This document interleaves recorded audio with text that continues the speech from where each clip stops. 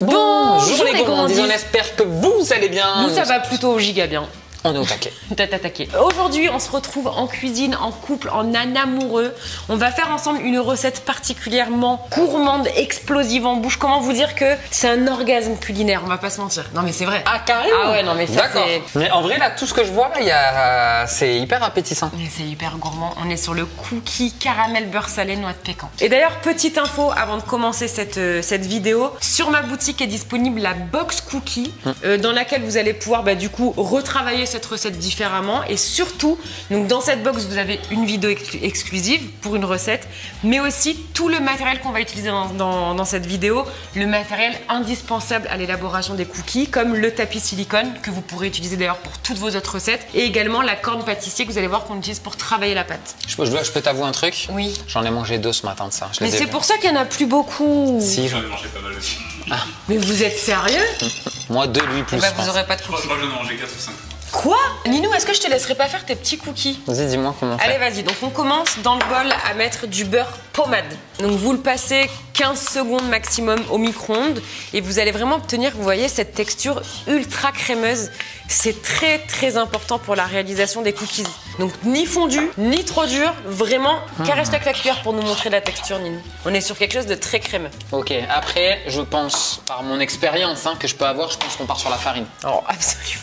Et pas du tout au sucre. Alors on va mettre du sucre roux. Ok. Et l'option que j'ai choisie pour cette recette qui va nous offrir des cookies vraiment à la Subway, si tu vois ce que je veux dire, c'est le choix de la vergeoise brune. Donc en fait c'est un sucre qui est hyper humide, donc ça va apporter de l'humidité à ton cookie et du coup ce côté un peu pas assez cuit. Tu sais qu'on aime. Ouais, j'adore. Voilà, bon, après, il y en a, ils abusent des fois. Là, carrément, maintenant, la mode, c'est la pâte crue. Ça, c'est la mode. On rajoute l'équivalent d'une cuillère à café de vanille. Ayez la main légère. Exactement, mon ami. Maintenant, tu vas fouetter énergiquement. Je suis vraiment nulle en accent, c'est une horreur. Vas-y, mon chat. Non, mais là, il faut que tu y ailles. Là, vas-y. Regarde comme ça devient beau. Vas-y, je te le dis. Allez, Ninou. C'est très bien, stop. On va pas trop chauffer le beurre non plus. On a exactement la texture désirée. On a quelque chose de mousseux. C'est à la fois compact, mais aéré. On n'a plus besoin de notre petit fouet. Et c'est maintenant que vous mettez la farine. Un peu de levure chimique. Moi, ce que je fais, c'est que j'aime bien verser ma levure dans la farine et je viens mélanger vite fait au fouet. Pourquoi? Qu'en fait, c'est un mélange là qu'on va travailler avec la corne ou avec une maryse. Et ce qui fait que la levure, elle risque d'être mal... dispersé. Mal le mélanger. Ouais. Comment? Réparti, merci. J'ai parlé de la farine, mais avant tout, on n'oublie pas l'œuf quand même. Casse-le-la. Donc, oh, pardon. Comme ils font dans les vidéos. Mais on le fait tout le temps, c'est du vu, du revu. Oui, mais c'est pas grave, un truc qui marche. Tu ajoutes ton mélange farine-levure. En one shot? Vas-y. Et c'est là qu'on va utiliser la corne. Ok. Tu sais que Mais en fait, c'est hyper pratique parce que ça va te permettre de pas trop travailler ta pâte. Ok, moi je pensais que c'était pour tapisser ça. Pourquoi? Tu sais, quand tu tapisses, on dirait ça. Je te jure, je connaissais pas du tout ce produit. Bah, tu peux en vrai. Donc, on a un côté tranchant et un côté arrondi. Là, on va prendre le côté arrondi pour soulever ta pâte et en fait, on la lève et on coupe. On la lève et on coupe. Tu vas voir que doucement, ta pâte va prendre forme sans trop la... Ok. Tu vois, on veut pas exciter la farine en fait. Tu sais que ça, mais c'est un truc que j'achèterai à la maison juste pour faire pro devant mes potes. Mais ça fait pro, je trouve, non? Incroyable. Le mec, il est en train de faire des cookies devant toi, tu dis attends, là je sors ma corne. Le mec, il sait de quoi il parle. Mais voilà. Voilà, tu vois là, la pâte, elle commence à être quand même assez homogène. Ouais. Vu qu'on est sur une pâte très humide, on veut vraiment pas trop la travailler, sinon ça va vraiment... En fait, on chauffe le beurre et le beurre, quand il chauffe... Il est trop chaud, attention. Non, il se passe quoi? Quand le beurre il chauffe, bien sûr, il tourne. Bébé, ils font. Il faut. Oui. Donc, on veut vraiment pas provoquer ça. Donc, on va verser avant que la pâte soit trop uniforme les pépites de chocolat. D'ailleurs, ça peut être sympa les pépites de chocolat blanc dans ce mélange-là, mais on a opté pour les chocolats noirs. Donc, vas-y, maintenant tu refais pareil, mais avec les pépites de chocolat. Je casse toujours. Ouais, tu vois, tout doucement. T'as vu ta pâte comme elle prend, alors qu'en vrai, tu l'écrases pas. Tu vois ce que je veux dire? Je comprends le délire. Prends bien la farine qui est au fond. Elle est hyper belle. On est sur quelque chose de très foncé, de très gourmand. En vrai, c'est peut-être moins calorique. Je vais vous montrer comme ça. Voilà. Oh là là. Ça tombe. Non, regarde, je tiens. Non, de l'autre côté. Ah.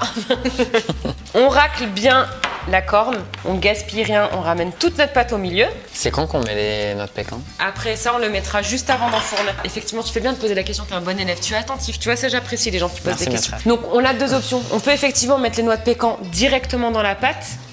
Mais moi, ce que je voulais visuellement, c'est vraiment que la noix de pécan elle soit dessus, okay, pas dans la pâte. Okay. Tu vois, je trouve que c'est hyper gourmand.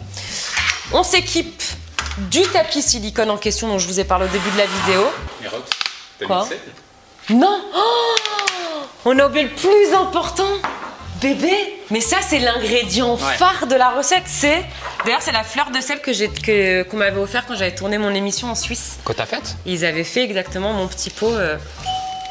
Oh, je mets la fleur de sel pendant que tu vas chercher le colis. Vas-y. Donc là, c'est selon les goûts. Moi, je mets vraiment une grosse pincée de fleur de sel. Et on va venir l'incorporer toujours avec la corne. Donc la fleur de sel, là, on a zappé. Idéalement, vous pouvez aussi la mettre en même temps que la farine et la levure. Si vous oubliez comme moi, c'est pas très grave. Voyez, on peut la mettre maintenant. Donc mon cœur, j'ai rajouté le sel. Ouais. On récupère le tapis cuisson dont je vous parle au début de la vidéo. On le dépose sur une plaque de cuisson.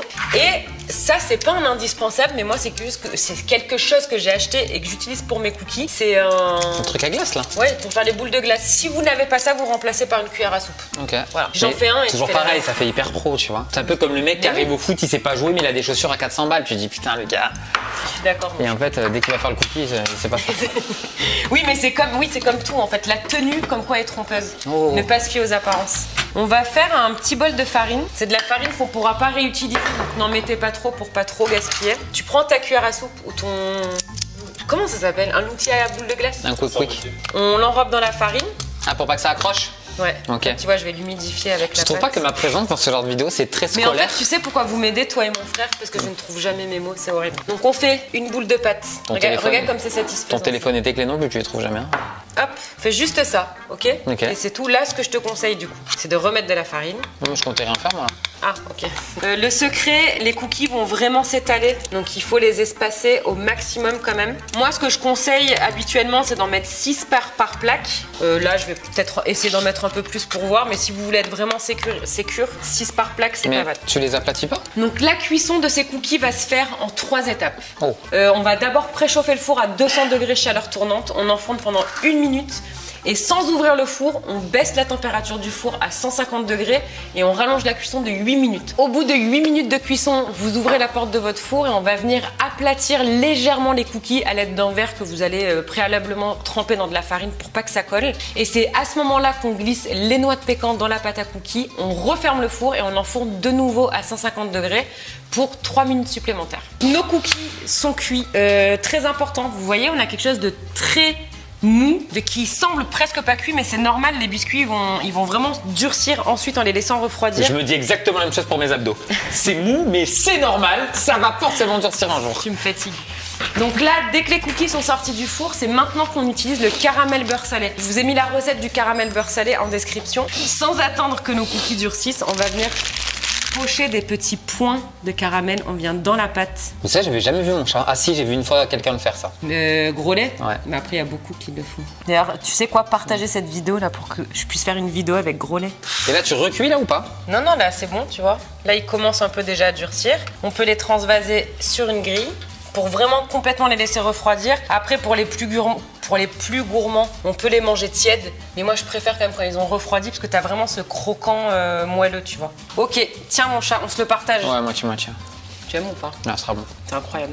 Ceux-là, je trouve qu'ils sont encore meilleurs après parce qu'ils gardent ce côté mou. Après, oui, t'as le côté chaud en bouche là qui est vraiment sympa quand même. Franchement, moi, j'adore comme ça. Quand c'est pas trop cuit à l'intérieur. Ils sont trop bons. J'adore. Ils sont excellents. Et après, voilà, on est sur un vrai cookie. Hein. Il y a beaucoup de sucre, il y a du beurre, ouais. Mais c'est ce qui fait un vrai cookie. Je vous invite fortement à tester cette recette, à découvrir nos box de pâtisserie sur notre boutique. Et puis, on se retrouve très bientôt, ici ou ailleurs, pour plein de nouvelles vidéos. Et un conseil, soyez au rendez-vous. On vous aime de ouf, de dingue, de malade. Ciao!